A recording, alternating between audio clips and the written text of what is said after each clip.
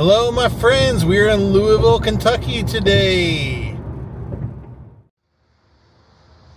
Well, good day, my friends. We're just outside of Louisville, Kentucky today, and we are here to visit one of the greatest soul singers of all time. But not only a great soul singer, he was kind of a wild man and had a crazy and sad ending. We're going to visit the grave of the great Wilson Pickett today. Daze with Jordan the Lion and you all begins now.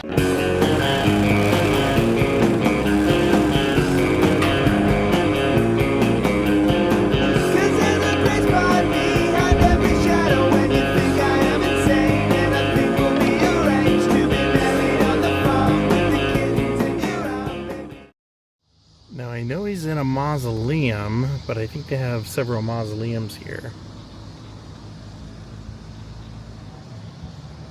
Let me go ahead and try inside this giant mausoleum here. So the first mausoleum I checked was completely locked, so I'm going to try this one back here. All right. Wilson, I believe you are in here. Well, unfortunately the doors are locked. Let me see what I can do about this. All right, I thought I'd pretty much encountered everything that you can encounter, but this was a first. I went to ask about visiting Wilson Pickett, and they said, oh yeah, sure, hold on, let me get you a key. So they handed me the key, and I said, okay, I'll bring it right back. They said, oh, no, you can keep it. That's your key if you ever want to come visit him again. So that's the first time they've ever given me a key, told me to keep it, anywhere, any cemetery.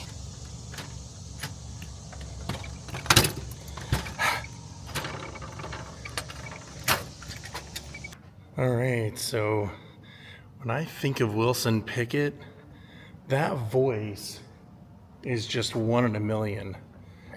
The energy that he used to put out apparently was there from the time he was a little kid. I always think of Land of a Thousand Dances from Great Outdoors. Here is his final resting place. It's actually pretty beautiful. Wilson Pickett Jr. Great image of him. So much fire in that voice. So much energy, just like James Brown. You heard him and you couldn't not have your fingers snap and you couldn't not have your feet keeping the beat. I mean, it just electrified you.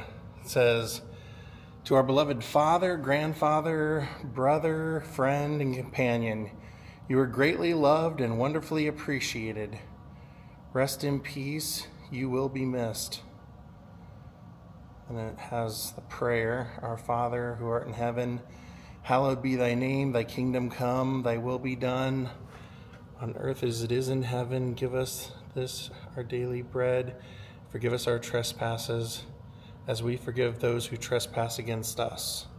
And lead us not into temptation, but deliver us from evil. For thine is the kingdom, the power, and the glory, forever and ever. Amen.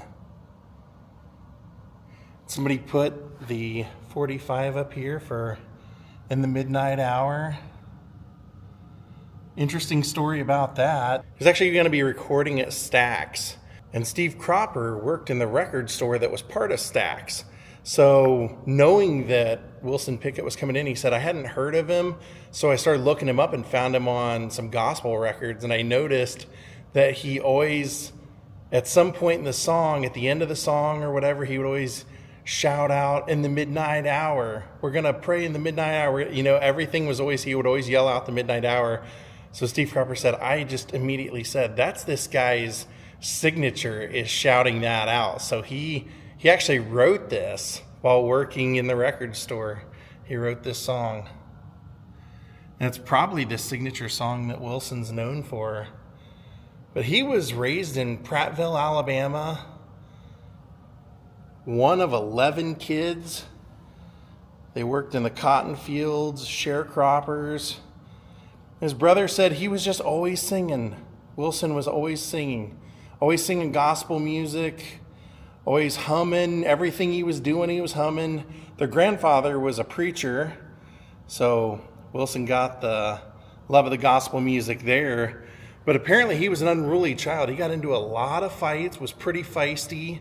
And in fact, would often get thrown off of his school bus for fighting and have to walk home. So eventually he was moved to Detroit, where his father was living, and was living with his father, and joined a gospel group, which is where he first started making records. So that's probably the record that Steve Cropper would have heard, because he wasn't in that gospel group for too long before one of the singers in the Falcons just actually was leaving a doctor's appointment and just heard Wilson singing. And he said that was the clearest, most pure voice I'd ever heard. And I went up to him, I said, "Hey, I'm in the Falcons and you got to audition for us." So he went and auditioned, and Wilson said he did pretty good. He said the guys loved it and everything, but the guy who actually got in the audition said, even though I liked him, the rest of the group, they weren't so sold on him. They liked his voice, but they actually thought Marvin Gaye would have been better. So they asked a young Marvin Gaye to audition, and he declined. So they settled for Wilson Pickett. And they started going out and touring. And at the same time, Wilson had always saw himself as wanting to be a solo act. So he started writing songs and got a manager and recorded the songs while he was in the Falcons.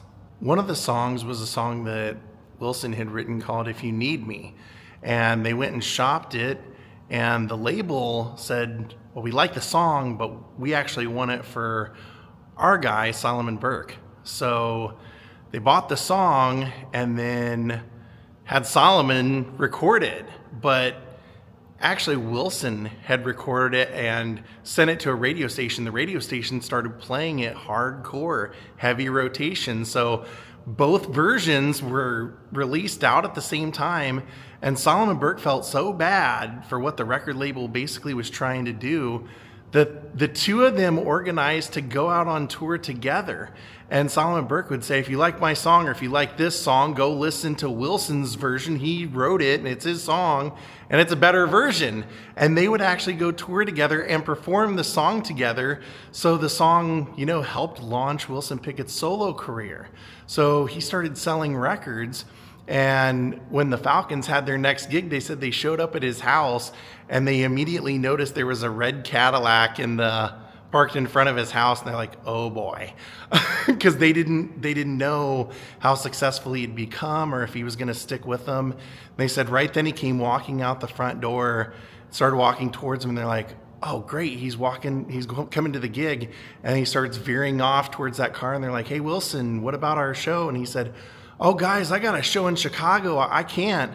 And he said right then that was the end of the band. That was the end of the group, because he said we knew we could never find anybody that could sing as well as him. So we just ended the Falcons. So first he was recording on an independent label, and he was doing the recordings at Stax. And at the time, Stax had a really good relationship with Atlantic Records. So they were pretty much doing most of Atlantic's people. So when he signed, he was going to sign with Atlantic, and then but then Atlantic had a falling out with Stax and decided to send people over to Fame. And so Wilson Pickett started recording over at Fame. That's where he met Duane Allman, and Duane would be the one who would influence him to record "Hey Jude." They had all kinds of great songs over there. That was the time when they recorded "Land of a Thousand Dances," and they said that was actually the first song that he did over at Fame. It was Jerry Wexler, who was the head of Atlantic, had sent them the lyrics and everything and said, to record this. And they said they were looking at it just going, "What do we do with this?" I mean, most of the lyrics were just na, na, na, na, na, na, na, na, na, na, So he said it was actually Wilson who had the idea of why don't we start it with me? They're like, nobody ever starts, an intro with the vocalist. But he said, no, let me count it out. Let me do a 1, 2, 3. Then they would hit the music and he'd go 1, 2, 3 again. And that became the signature sound for that recording. So he had hits all over the place. In the Midnight Hour, of course. And then one of the guys that was recording with him had a girlfriend whose phone number was 634-5789. And he said, we we should write a song around that because Wilson could make it a hit, and that became the Soulsville, USA song. He also did Land of a Thousand Dances, Mustang Sally, Everybody Needs Somebody to Love, Stagger Lee, Hey Jude, Born to Be Wild, You Keep Me Hanging On. Covered a lot of fantastic songs. He was with Atlantic for about 10 years till the mid-70s, and then just started bouncing around. He went to RCA, but RCA, even though they were good with white artists, they didn't really know how to promote black artists, so nothing really was going on with his career.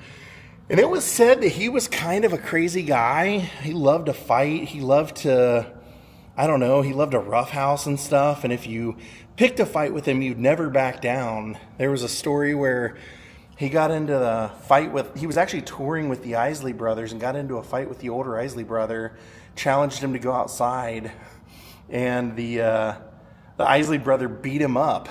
And so Wilson went back to his room, got his Derringer, and then went to the hotel room of the Isley Brothers and started blasting holes through the door, like right through the door handle. And when he got in, everybody had ran and hid in the bathroom or in a closet or whatever. And Wilson thought that was so funny that he told that story forever. He also, he had a lot of stories where he would get into fist fights with people, or, would end up brandishing a gun later on in life when it was sad because he had hooked up with Bobby Womack, who had a lot of great songs, and pretty much anytime Wilson would work on a new recording for a while, he would want Bobby as a part of it, and Bobby introduced him to cocaine, and Wilson ended up having a really big problem with drugs and alcohol, and it caused a lot of the downfall in his life, and he got to a point where he had been arrested for assaulting people, threatening his girlfriends, brandishing weapons. You name it, he was in the trouble with the law for a lot of things. And then eventually, he was having trouble getting booked because he couldn't sing the songs anymore, and physically just was having a lot of ailments and had to end up quit touring, which is sad because that's really what he loved to do. They said, a lot of guys, they go out and tour to make the money, and then they can't wait to come home and take a break and relax.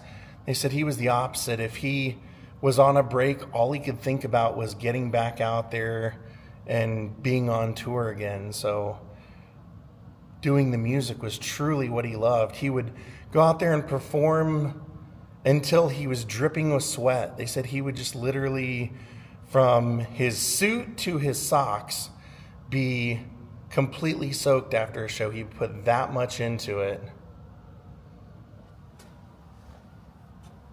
And he was also apparently very generous. His brother said that when Wilson moved to Louisville here, he ended up buying his mom a house and then eventually bought her an even bigger house. Always took care of the family. Anytime anybody needed money or anything, they could call him, and no matter what, he would help. Said he was a very good brother, a good son. And then as we see on here, friend, companion, father, grandfather. Sadly, at just the age of 64, Wilson Pickett lost his life. He used to be known as Wicked Pickett, and he was gone. He used to love that nickname. People had called him that for years, and Jerry Wexler actually had come up with a name. He had heard somebody yell that Wilson was wicked and said, "Oh, that's got to be the cover and the title of your next record." So he always went by that. But sadly, he was having a lot of health problems his last year and ended up dying of a heart attack. He was living in Virginia for the last years of his life, and I would have thought that he would have been buried there, but he chose to be buried here, and Little Richard actually gave his eulogy. So Wilson is in the Rock and Roll Hall of Fame. He's also in the Rhythm and Blues Hall of Fame, as well as the Michigan Rock and Roll Legends Hall of Fame.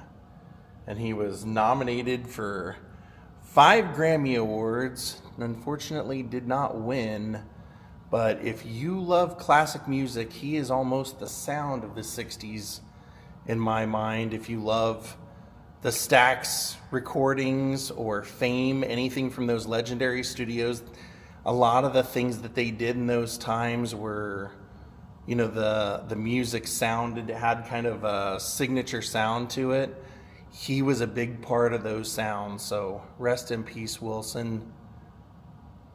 Thank you everyone for watching. I hope you enjoyed this video. Have a great night. Goodbye.